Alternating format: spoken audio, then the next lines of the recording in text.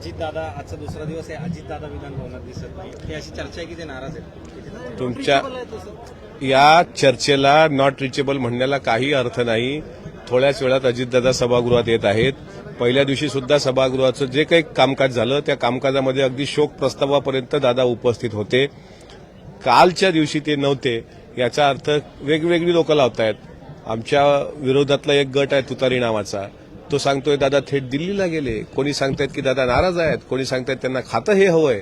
त्यामुळे या बाष्कळ चर्चेला काही अर्थ नाही. दादा नागपुरातच होते, नागपुरातच आहेत.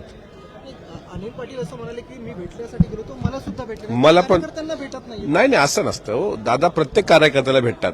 ठीक आहे, कुणा कामात व्यस्त असतील. वन नेशन वन इलेक्शनचं आज बिल येते संसदमध्ये. काही असं असेल कुठं मोठं कारण. मी पण कालपासून भेटण्याचा प्रयत्न करतोय, पण मला आजचा वेळ मिळाला. अनिल पाटील साहेब गेले, त्यांना मिळाला नसेल, त्यांना भेटेल ना वेळ. दादा कुठल्या कार्यकर्त्याला डावलत नाहीत. हेच तर दादाचं वेगळेपण आहे. छगन भुजबळांसारख्या सिनियर लीडरला तुमच्या प्रमुख